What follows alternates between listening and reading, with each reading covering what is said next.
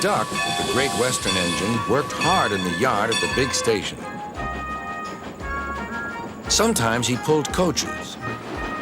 Sometimes he pushed freight cars, but whatever the work, Duck got the job done without fuss. One day, Duck was resting in the shed when Sir Topham Hatt arrived. "Your work in the yard has been good. Would you like to have a branch line for your own?" "Yes, please, sir," replied Duck. "Very well," said the Fat Controller. "I hope you will work hard and be a credit to me." So Duck took charge of his branch line. The responsibility delighted him. The Fat Controller has reopened a branch line. It runs along the coast by sandy beaches and seaside towns till it meets the small railway at a port to which big ships come. Duck enjoyed exploring every curve and corner of the line.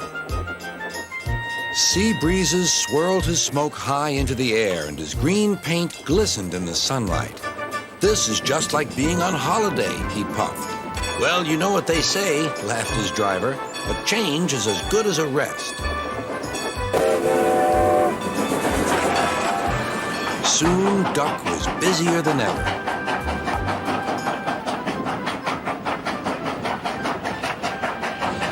Sir Topham Hatt was building a new station at the port. Duck pulled the heavy freight cars wherever they were needed.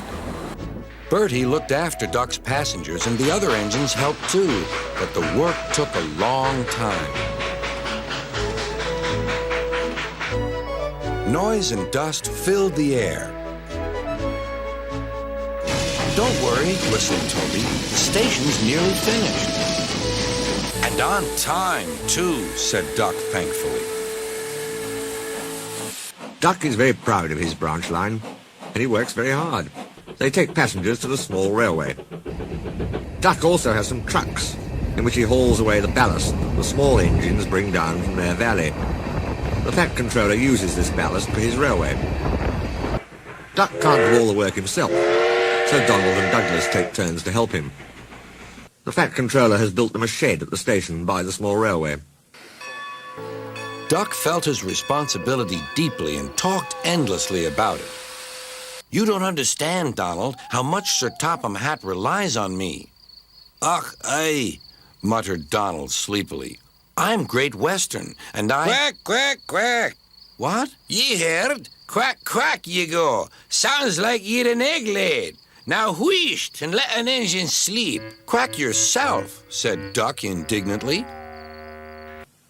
He stayed awake wondering how to pay Donald out. At last he said to himself sleepily, "I'll ask driver in the morning."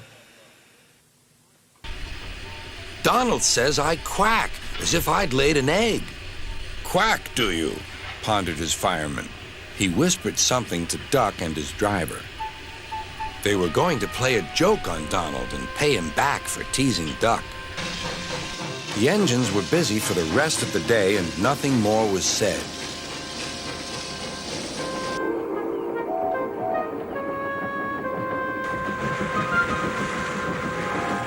Not even a quack.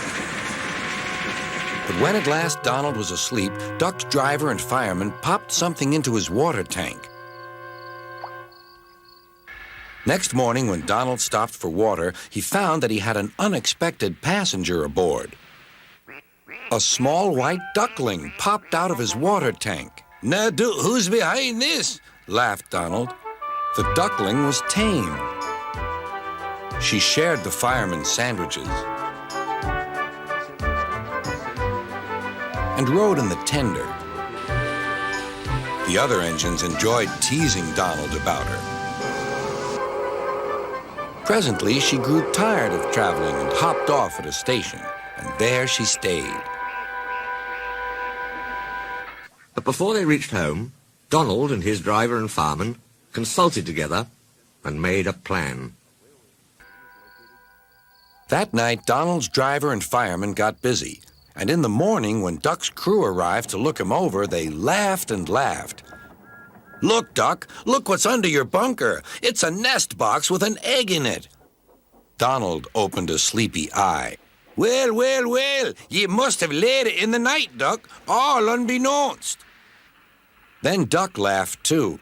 You win, Donald. It'd take a clever engine to get the better of you. The duckling settled at the station and became a pet with passengers and staff. She carefully inspects all parcels and luggage and sees that the porters stow them properly in the vans. When she wants a swim, she flies to a nearby pond, but always returns to welcome the trains. She stands by the cab, quacking imperiously, till driver or fireman gives her something to eat.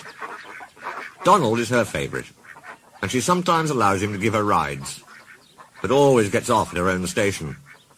The station master calls her Dilly, but to everyone else, she is always Donald's duck.